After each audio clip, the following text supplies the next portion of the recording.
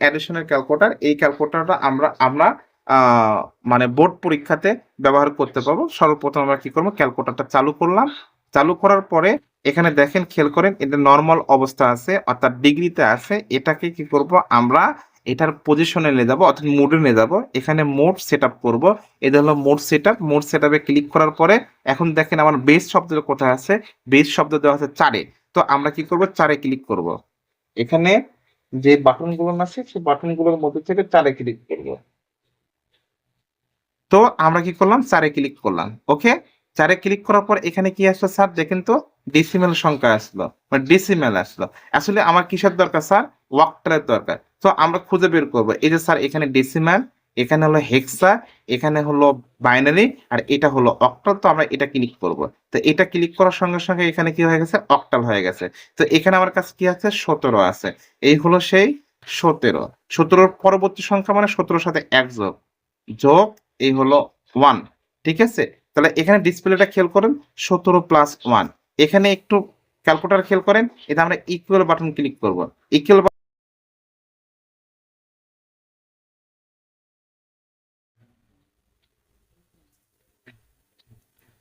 আসসালামু আলাইকুম ওয়া রাহমাতুল্লাহি ওয়া বারাকাতুহু। আইসিটি অ্যাস্ট্রো একাডেমি আমির ভাইয়ের পক্ষ থেকে চ্যাপ্টার 3 সংখ্যা পদ্ধতি। আমরা আজকে সংখ্যা পদ্ধতির অধ্যায়, অর্থাৎ 3 নাম্বার অধ্যায়ে এমনভাবে ধাপে ধাপে ক্যালকুলেশন করব, বেসিকগুলো জানে নেব, যাতে করে আমাদের এইচএসসি পরীক্ষায় বা অ্যাডমিশন পরীক্ষাতে কোনো ধরনের প্রবলেম ক্রিয়েট না হয়। তো একবারে শুরু থেকে যারা অনেক দুর্বল স্টুডেন্ট আসছো, তারা তারাও এই ক্লাসে অনেক উপকৃত হবা। আর যারা আগে থেকে কিছু আংশিক জানো বা সম্পূর্ণ জানো, তাদের জন্য এই ক্লাসটা ইম্পর্টেন্ট, কারণ তাদের জন্য রিভিশন হবে। আশা করি বুঝতে পারছেন। তো আপনারা সম্পূর্ণ ক্লাসটা খুব মনোযোগ সহকারে করবেন, আর সাথে ক্যালকুলেটর, খাতা, আহ এরপরে যে সামগ্রীগুলো প্রয়োজন সেগুলো সামনে প্রস্তুত করে রাখবেন। চলেন আমরা ক্লাসের ভিতর প্রবেশ করব। তো শুরুতে আমরা দেখব যে এখান থেকে কিছু জ্ঞানমূলক তথ্য। সো এখানে প্রথম যে কোশ্চেনটা দেওয়া আছে, 1 নম্বর কোশ্চেন, কোন সভ্যতা প্রথম সংখ্যা চিহ্ন ব্যবহার করে, মানে কোন সভ্যতা। এখানে কিছু সভ্যতা সর্বপ্রথম সংখ্যার ব্যবহার শুরু করে। আমরা ইতিহাস থেকে এই তথ্যগুলো জানবো। আইসিটির এই অধ্যায়, অর্থাৎ ইতিহাস টপিক থেকে এটা আমরা জানতে পারছি যে সুমেরীয়, ব্যাবিলনীয় এবং মিশরীয়রা সর্বপ্রথম সংখ্যাকে চিহ্নর মাধ্যমে প্রকাশ করে। ঠিক আছে, তো কোন কোন সভ্যতা, 3টা সভ্যতা। আবার একটু মনোযোগ সহকারে শোনেন, যারা কিছু বোঝেন না তারাও এই অধ্যায়টা একটু মনোযোগ সহকারে যদি আমাদের এই ভিডিওগুলো করতে পারেন, কমপ্লিট করতে পারেন, আলহামদুলিল্লাহ, আপনার জন্য কোনো টেনশন নাই। ওকে, সো কথা বাড়াবো না, একে সরাসরি আমরা মানে তথ্যের দিকে চলে যাব। সো এই তথ্যগুলোর পরে আপনার কিছু কুইজ বা এমসিকিউ দেওয়া হবে। অবশ্যই সবার আগে কমেন্টে আপনিই জানিয়ে দেবেন সঠিক উত্তরটা কি হবে, ইনশাআল্লাহ। সো আমরা এখন 2য় নম্বর প্রশ্নে চলে যাব। 2য় নম্বর প্রশ্নে বলছে, স্থানীয় মান বিশিষ্ট ষাট ভিত্তিক সংখ্যা পদ্ধতি। স্থানীয় মান বিশিষ্ট ষাট ভিত্তিক সংখ্যা পদ্ধতি কোন সভ্যতা ব্যবহার করে? তো এটার উত্তর হচ্ছে মিশরীয়, ব্যাবিলনীয়। ঠিক আছে, এই দুই সভ্যতা সর্বপ্রথম ষাট ভিত্তিক, বুঝতে পারছেন, একটা সংখ্যার 7টা ভিত্তি রয়েছে, অর্থাৎ মৌলিক প্রতীক ব্যবহার করে তারা এই সংখ্যা পদ্ধতির প্রচলন করে, এই দুই সভ্যতা। নেক্সট কোশ্চেনের দিকে আমরা ধাবিত হব ইনশাআল্লাহ।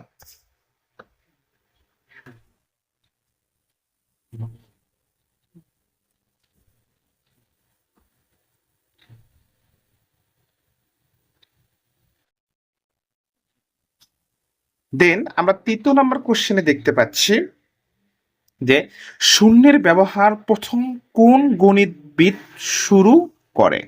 আবারও প্রশ্নটা শুনেন, শূন্যের ব্যবহার প্রথম কোন গণিতবিদরা শুরু করে? ভারতীয়, পিঙ্গলা ও আর্যভট্ট।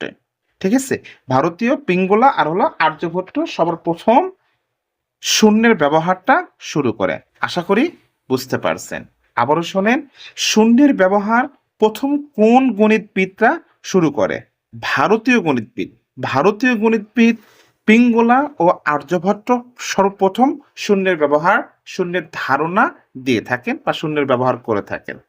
নেক্সট আমরা প্রশ্নের দিকে যাব। নেক্সট যে প্রশ্নটা পাবো, এই প্রশ্নটা ময়মনসিংহ বোর্ড 2023 সালে এসেছিল। আপনাদের বড় ভাইয়ানা এই প্রশ্নের উত্তরগুলো সলভ করছে। সো আমরা এই প্রশ্নগুলো দেখে নেব। আমাদের এখানে খুব ইম্পর্টেন্ট প্রশ্নগুলো দেওয়া হয়েছে। আপনাদের পরীক্ষার জন্য সবচেয়ে ভালো উপকার হয়ে দাঁড়াবে এই ভিডিওটা। ওকে, সংখ্যা পদ্ধতি কাকে বলে? সংখ্যা পদ্ধতি কাকে বলে? এখন আমরা শিখে নিব সংখ্যা পদ্ধতি কাকে বলে। আচ্ছা, ডিজিট বা চিহ্ন ব্যবহার করে সংখ্যা লেখা বা প্রকাশ করার পদ্ধতিকে সংখ্যা পদ্ধতি বলে। ডিজিট বা চিহ্ন ব্যবহার করে সংখ্যা লেখা বা প্রকাশ করার পদ্ধতিকে সংখ্যা পদ্ধতি। সহজভাবে মানে একটা সংখ্যাটাকে কি কি প্রতীক দ্বারা প্রকাশ করব সেটা হলো সংখ্যা পদ্ধতি। আশা করি বুঝতে পারছেন। দেন আমরা পরের প্রশ্নের দিকে ধাবিত হব। 5 নম্বর প্রশ্ন এখানে বলছে হলো সংখ্যা পদ্ধতি প্রধানত কত প্রকার? কি বলছে? সংখ্যা পদ্ধতি প্রধানত কত প্রকার? সংখ্যা পদ্ধতি প্রধানত 2 প্রকার। কয় প্রকার স্যার? 2 প্রকার। এক, নন পজিশনাল। 1 নম্বর কি বললাম স্যার? নন পজিশনাল। 2, পজিশনাল। 1 নম্বর হলো নন পজিশনাল, 2 নাম্বার হলো পজিশনাল। আশা করি বুঝতে পারছেন। আরেকবার এই প্রশ্নটা রিপিট করব। সংখ্যা পদ্ধতি প্রধানত কত প্রকার? এক, প্রধানত কত প্রকার? আচ্ছা, প্রধানত 2 প্রকার। 1 নম্বর হলো নন পজিশনাল, 2 নম্বর হলো পজিশনাল। আশা করি প্রত্যেকেই বুঝতে পারছেন। দেন আমরা পরবর্তী অংশে যাব। পরবর্তী অংশেতে আপনাদের জন্য একটা কাজ অপেক্ষা করতেছে। একটু মনোযোগ দিয়ে দেখেন, এখানে একটা এমসিকিউ চলে আসছে। ঠিক আছে, আপনারা সবাই একটু দ্রুত কমেন্টে জানিয়ে দেন এখানে এই এমসিকিউর উত্তর কি হবে। এই এমসিকিউটা চট্টগ্রাম বোর্ড 2016 সালে এসেছিল। কোন বোর্ড স্যার? চট্টগ্রাম বোর্ড 2016 সালে এসেছিল। তো এখানে কি বলছে? সংখ্যা পদ্ধতিতে প্রধানত কত ভাগে সংখ্যা পদ্ধতি প্রধানত কত ভাগে ভাগ করা যায়? ক অপশনে আছে 2, খ অপশনে আছে 3, গ অপশনে আছে 8, ঘ অপশনে আছে 10।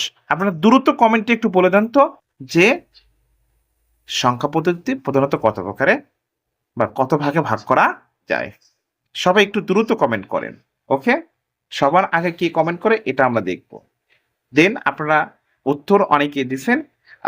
এখানে খেয়াল করেন, নেক্সট আমাদের কাছে 6 নম্বর যে কোশ্চেনটা দেওয়া আছে সে হলো নন পজিশনাল বা সমষ্টিগত সংখ্যা পদ্ধতি কাকে বলে? নন পজিশনাল বা সমষ্টিগত পদ্ধতি কাকে বলে? এটার উত্তর হচ্ছে যে সংখ্যা পদ্ধতিতে ডিজিটগুলো অবস্থানের উপর নির্ভর করে না তাকে নন পজিশনাল সংখ্যা বলে। আবার শোনেন, যে সংখ্যা পদ্ধতিতে ডিজিটগুলো অবস্থানের উপর নির্ভর করে না তাকে নন পজিশনাল। পজিশনাল মানে যার পজিশনালটা নেই, এটা একটু সাজিয়ে লিখবেন। যে সংখ্যা পদ্ধতিতে ডিজিটগুলো বা প্রতীকগুলো বা চিহ্নগুলো অবস্থানের উপর নির্ভর করে না তাদেরকে নন পজিশনাল সংখ্যা পদ্ধতি মানে নন পজিশনাল সংখ্যা বলে। আচ্ছা, এখন দেখেন 7 নাম্বার কোশ্চেন, সেম কোশ্চেন, এটা পজিশনাল। অর্থাৎ খালি আগের যে উত্তরটা আছে সেই উত্তরে খালি লিখবো নির্ভর করে। উত্তরে বলা আছে এখানে নির্ভর করে না, আর এটার উত্তর হবে নির্ভর করে। সো আমরা এটার প্রশ্ন দেখবো। এটা কুমিল্লা বোর্ড 2023 সালে এসেছিল। কি বললাম স্যার? কুমিল্লা বোর্ড 2023 সালে এসেছিল। পজিশনাল বা অবস্থানগত, পজিশনালের আরেকটা নাম হলো অবস্থানগত। পজিশনাল বা অবস্থানগত সংখ্যা পদ্ধতি কাকে বলে? পজিশনাল বা অবস্থানগত সংখ্যা পদ্ধতি কাকে বলে? আচ্ছা, এটার উত্তর হবে যে সংখ্যা পদ্ধতিতে ডিজিটগুলো অবস্থানের উপর নির্ভর করে তাকে পজিশনাল সংখ্যা পদ্ধতি বলে। তাকে পজিশনাল সংখ্যা পদ্ধতি বলে। আশা করি বুঝতে পারছেন। দেন এর পরের অংশে আপনাদের জন্য একটা কুইজ বা এমসিকিউ অপেক্ষা করতেছে। সো কে সবার আগে এই এমসিকিউটা ভরাট করতে পারেন বা উত্তর বলতে পারেন কমেন্টের মাধ্যমে। সো এখানে খেয়াল করেন, নন পজিশনাল সংখ্যা নিচে কোনটি? ভালো করে খেয়াল করেন, নন পজিশনাল সংখ্যা নিচে কোনটি? নন পজিশনাল সংখ্যা নিচে কোনটি? ক 5, খ 1011, গ এ, ঘ ভি। এটা রাজশাহী বোর্ড 2023 সালে এই কোশ্চেনটা এসেছে। খুব গুরুত্বপূর্ণ একটা কোশ্চেন। নন পজিশনাল সংখ্যা নিচে কোনটি? 5, তারপর হলো 1011, এরপরে এ, তারপর হলো ভি। এখন বিষয়টা হলো যে আমরা যদি পজিশনাল সংখ্যা পদ্ধতিতে পজিশনাল জিনিসটা পারি, তাহলে এটা আমাকে পেতে অসুবিধা হচ্ছে। তো এটার জন্য আপনাদের এটার উত্তরের জন্য একটা আমরা ব্যাখ্যা দিয়ে যাচ্ছি। সেটা হচ্ছে, এরপর 8 নম্বর কোশ্চেন। 8 নম্বর কোশ্চেনটা রাজশাহী বোর্ড 25 সালে এসেছিল, ময়মনসিংহ বোর্ড 24 সালে এসেছিল। 8 নম্বর যে কোশ্চেনটা আছে সেটা অনেক অনেক গুরুত্বপূর্ণ। এই প্রশ্নটা রাজশাহী বোর্ড 25 সালে এসেছিল এবং ময়মনসিংহ বোর্ড 24 সালে এসেছিল। তো আপনারা এই প্রশ্ন অবশ্যই মনে রাখবেন। এটাকে বলছে র্যাডিস পয়েন্টটা, র্যাডিস পয়েন্ট কাকে বলে? র্যাডিস পয়েন্ট কাকে বলে? যে সংখ্যা, যে সংখ্যা পূর্ণ সংখ্যা ও ভগ্নাংশ সংখ্যা আলাদা করে, মানে যে সংখ্যা বা যে চিহ্ন, যে সংখ্যা বা যে চিহ্ন, এখানে আমরা যে চিহ্নটা শব্দ ব্যবহার করতে পারি, ঠিক আছে, চিহ্ন শব্দ ব্যবহার করলে ভালো হয়। যে চিহ্ন পূর্ণ সংখ্যা ও ভগ্নাংশ সংখ্যা আলাদা করে তাকে র্যাডিস পয়েন্ট বলে। তাই কি বলে? র্যাডিস পয়েন্ট বলে। দেন আমরা চলে যাব হলো 9 নম্বর প্রশ্নতে। 9 নম্বর প্রশ্ন বলছে সংখ্যা পদ্ধতির বেস কাকে বলে? খেয়াল করেন, সংখ্যা পদ্ধতির বেস কাকে বলে? উত্তরটা কি হবে? পূর্ণ সংখ্যা পদ্ধতিতে যতগুলো ডিজিট ব্যবহার করা হয় তার সংখ্যাকে বেস বলে। আবার বলি, যতগুলো মৌলিক ডিজিট বা মৌলিক প্রতীকগুলন ব্যবহার করে প্রকাশ করা হয় সেই প্রকাশ সংখ্যাটা হলো তার বেস। আশা করি বুঝতে পারছেন। আচ্ছা, দেন আমরা পরবর্তী অংশে চলে যাব।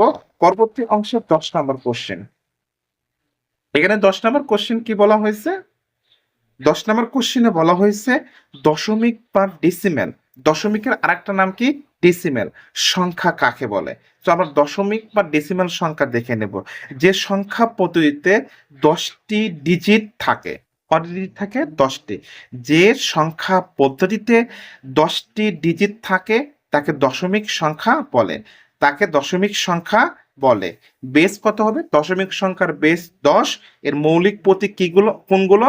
0, 1 অর্থাৎ 0, 1, 2, 3, 4, 5, 6, 7, 8, 9 এই পর্যন্ত হলো দশমিক সংখ্যার মৌলিক প্রতীক।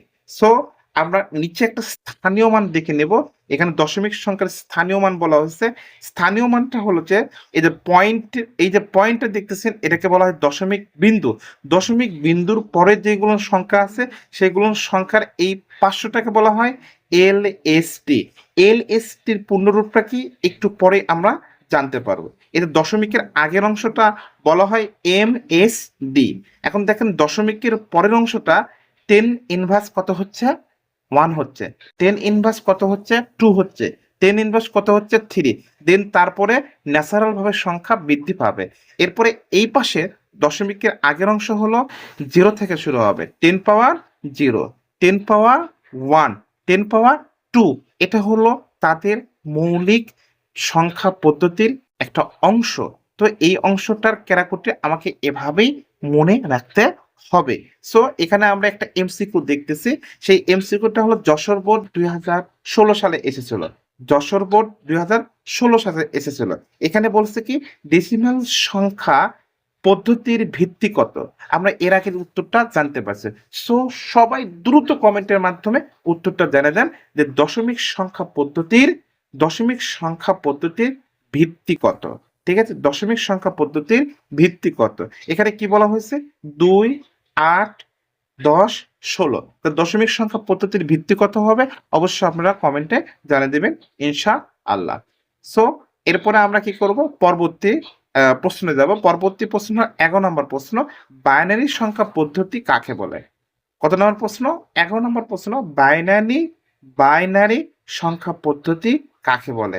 যে সংখ্যা পদ্ধতিতে 2টি ডিজিট থাকে তাকে বাইনারি সংখ্যা বলে। আবার শুনে, যে সংখ্যা পদ্ধতিতে 2টি ডিজিট থাকে তাকে বাইনারি সংখ্যা বলে।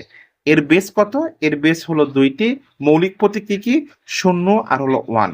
মৌলিক প্রতীক কি? 0 1। স্থানীয় মানটা একটু দেখেছিলেন, দেখেন পয়েন্টের পরে LSD আর পয়েন্টের আগে MSD। আচ্ছা, পয়েন্টের পরে ভিত্তি অর্থাৎ বেসের ওপর -1 -2 -3 হবে, আর পয়েন্টের আগে বেসের ওপর পাওয়ার 0 1 2 3 এই দিক থেকে শুরু হবে। আশা করি বুঝতে পারছেন।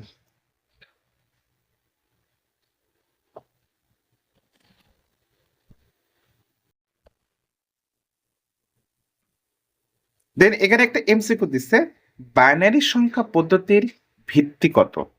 বাইনারি সংখ্যা পদ্ধতির ভিত্তি কত? অবশ্যই আমরা জানি বাইনারি সংখ্যা পদ্ধতির ভিত্তিটা কত। আচ্ছা, এবার দেখেন এখানে কিছু সিগন্যাল দেওয়া আছে। এই সিগন্যালের একটা জিনিস খেয়াল করেন, এই সিগন্যালে এখানে কিন্তু একটা মান দেওয়া আছে, কিন্তু এখানে কি মান দেওয়া আছে? ভালো করে খেয়াল করেন, এই সিগন্যালে এখানে মান দেওয়া আছে, এই জায়গাতে মান দেওয়া আছে। ঠিক আছে, যখন আমাদের এরকম বার চিহ্ন থাকবে সেখানে মান আছে, যখন এরকম ফাঁকা চিহ্ন থাকবে সেখানে মান নাই। যেখানে মান আছে সেখানে কত আছে? 1 আছে। আর যেখানে মান নাই সেখানে কত আছে? 0 আছে। ঠিক আছে, এখানে কি মান আছে? না, তাহলে 0। এখানে কি মান আছে? না, 0। দেখেন এখানে এখান থেকে এতটুকু, এখানে কি মান আছে? হ্যাঁ, তাহলে 1। এতটুকু থেকে এতটুকু, এখানে কি মান আছে? হ্যাঁ, তাহলে 1। তবে এতটুকু থেকে এতটুকু, সরি, উপরের অংশটা দেখেন, এখানে কি মান আছে? এখানে মান নাই, তার মানে 0। তাহলে উত্তর কি হচ্ছে? উত্তর কি হচ্ছে এখানকার উত্তর হচ্ছে 1 0 0 1 1 0। খুঁজে পাচ্ছেন? 1 লিখে 3টা 0, 2টা 1 লিখে একটা 0। খেয়াল করেন, 1 লিখে 3টা 0, 2টা 1 লিখে একটা 0। আশা করি বুঝতে পারছেন। ওকে, দেন এবার চলে যাবো হলো 22 নাম্বার কোশ্চেনে। 22 নাম্বার কোশ্চেনটা আমাদের কি বলছে? বলছে হলো ওয়াক্টাল সংখ্যা পদ্ধতি কাকে বলে? ওয়াক্টাল সংখ্যা পদ্ধতি কাকে বলে? সো আমরা এটা দেখবো, যে সংখ্যা পদ্ধতিতে 8টি ডিজিট থাকে, যে সংখ্যা পদ্ধতিতে 8টি ডিজিট থাকে, আবার শোনে, যে সংখ্যা পদ্ধতিতে 8টি ডিজিট থাকে তাকে ওয়াক্টাল সংখ্যা বলে। এর বেস হলো 8, প্রতীক হলো, এর মৌলিক প্রতীক 8টি, 0 1 2 3 4 5 6 7। এই কটার বাইরে ওয়াক্টারের কোনো প্রতীক থাকবে না। সো পরের অংশে দেখবো আমাদের কোশ্চেনটা কি অপেক্ষা করতেছে। এরপরে স্থানীয় মান।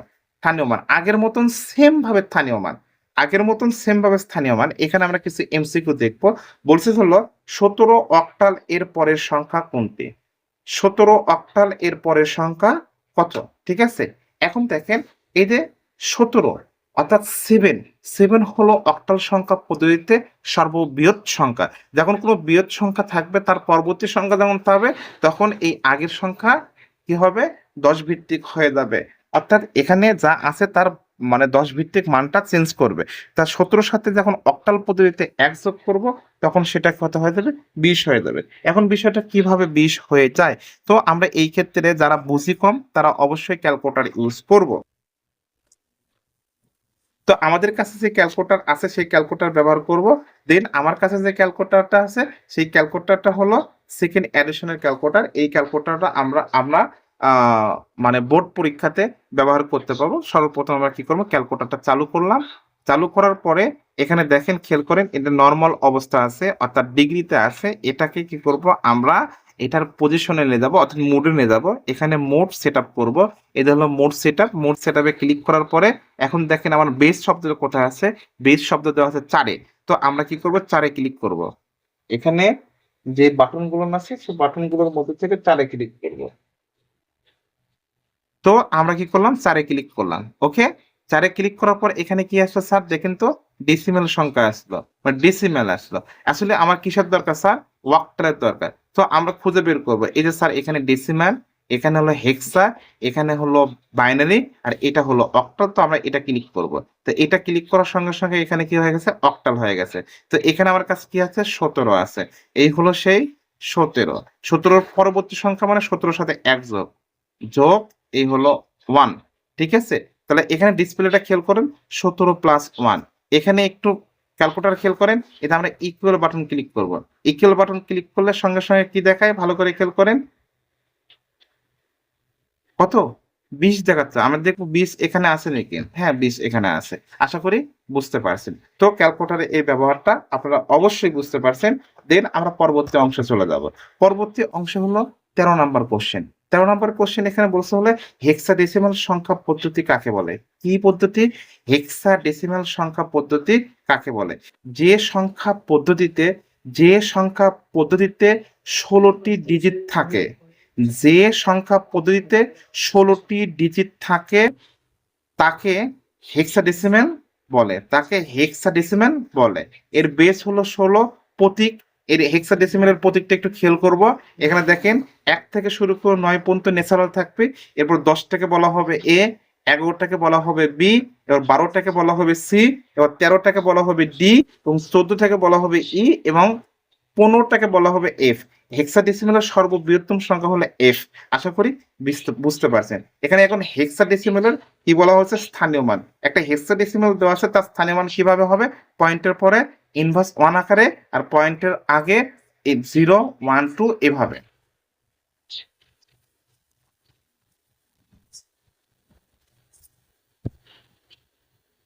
তো এখানে আপনারা এতক্ষণে যা শিখলেন, যে টপিকটা শিখলেন, এই টপিকের উপর কিছু এমসিকিউ দেওয়া আছে। এই এমসিকিউ একটু খেয়াল করবেন। প্রথম এমসিকিউ যশোর বোর্ড 25 সালে এসেছিল। এখানে বলছে হলো 5 8 বি, 5 8 বি ধারার ধারার পরবর্তী মান, ধারার পরবর্তী মান কত?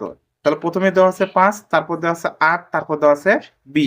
অর্থাৎ বি বলতে কি বলবো, বি বলতে এ বি, অর্থাৎ 11 বোঝানো হয়েছে। কত বোঝানো হয়েছে? 11। তাহলে প্রত্যেকবার কত বৃদ্ধি পাচ্ছে? 3 বৃদ্ধি পাইছে। দেখেন প্রত্যেকবার কত বৃদ্ধি পাচ্ছে? 3 বৃদ্ধি পাইছে। 5-এর সাথে 3 যোগ করলে 8 হয়, 8-এর সাথে 3 যোগ করলে কত হয়? বি হয়। এখন বি মানে কত? এখানে বি মানে 11। এখন 11-র সাথে কত যোগ করলে, মানে 11-র সাথে 3 যোগ করবো। কত যোগ করবো স্যার? 3 যোগ করবো। তো 11-র সাথে 3 যোগ করলে কত হয়? 14। 14 মানে কত? ই। 14 মানে কত? ই। আশা করি বুঝতে পারছেন। দেন এবার দেখেন, ডবল এফ এর পূর্বের সংখ্যা কোনটি? ডবল এফ এর পূর্বের সংখ্যা। এখন দেখেন এফ এর পূর্বের সংখ্যা কি? এফ এর পূর্বের সংখ্যা ই না, তাহলে এফ ই হবে। ঠিক আছে, কি হবে? এফ ই হবে। আশা করি বুঝতে পারছেন। দেন এর পরবর্তীতে দেখেন, এখানে এত এর এত এর পূর্বের মান কত? এত এর পূর্বের মান কত? এখন বিষয়টা পূর্বের মান বলছে, তাহলে পূর্বের মানকে আমরা ক্যালকুলেটরতে করতে পারবো না? স্যার আমার তো এমনিতে মাথায় প্রবেশ করলো না যে এটা আপনি কিভাবে করলেন। তো এটা আমি আপনাকে ক্যালকুলেটরের মাধ্যমে করে দেখাচ্ছি। এটা কি বলেন তো স্যার? এটা কিসে হয়ে গেছে? হেক্সাডেসিমেলে হয়ে আছে। এখানে বেস দেয়নি, তার মানে বেস কত আছে? হেক্সাডেসিমেল আছে। তাই হেক্সাডেসিমেলের ডবল এফ এর পূর্বের সংখ্যা কত? তখন পূর্বের সংখ্যা মানে 1 মাইনাস, তা আমরা হেক্সাতে যাব। এই যে হেক্সাতে গেলাম, হেক্সাডেসিমেলে আমরা ডবল এফ খুঁজে বেরবো। এই যে এফ, এফ বাটন ক্লিক করেন। এখানে কি আছে? F button. এই যে এফ বাটন ক্লিক করবেন।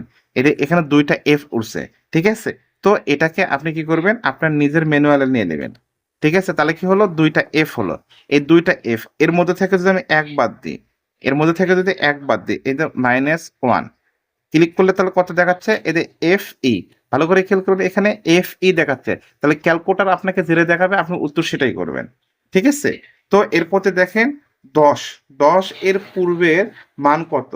10 এই হেক্সাডেসিমেলে 10 এর পূর্বের মান কত? 10 এর পূর্বের মান কত? এখন আমরা হেক্সাডেসিমেলে আছি, আমরা কোথায় আছি? হেক্সাডেসিমেলে আছে। তো এই হেক্সাডেসিমেলে আমাকে কি করতে বলছে? 10 এর পূর্বের সংখ্যা। তাহলে আমি কি করব? ক্যালকুলেটরে আগে 10 তুলবো। পূর্বের সংখ্যা মানে 1 মাইনাস, এ হলো মাইনাস, এ হলো 1। ঠিক আছে, 10 এর পূর্বের সংখ্যা কত আসছে দেখি? 10 এর পূর্বের সংখ্যা এফ। তাহলে 10 এর পূর্বের সংখ্যা কত আসলো? দেখেন 10 মাইনাস 1, 10 এর পূর্বের সংখ্যা 1। এই দেখেন খেয়াল করে, 10 এর পূর্বের সংখ্যা কি এখানে দেখাচ্ছে? এফ দেখাচ্ছে, এ হলো এফ। এই যে এফ। ঠিক আছে, এটা কুমিল্লা বোর্ড 2019 সালে এসেছিল। তো এখানে সালের প্রশ্ন বেশ করা দেওয়া আছে। সো আপনারা এখনো এইগুলো প্র্যাকটিস করবেন, বেশি বেশি প্র্যাকটিস করবেন। আচ্ছা, আশা করি বুঝতে পারছি। তো আবার দেখা হবে ইনশাআল্লাহ নেক্সট ক্লাসে এর একটা মজাদার একটা ক্লাস নিয়ে ইনশাআল্লাহ। তো এতক্ষণ সময়ে আপনারা ভালো থাকবেন। আমাদেরকে সময় দেওয়ার জন্য আপনাদেরকে অনেক, অনেক ধন্যবাদ। ওকে? শুকরিয়া। আলহামদুলিল্লাহ। আসসালামু আলাইকুম ওয়া রাহমাতুল্লাহি ওয়া বারাকাতুহু।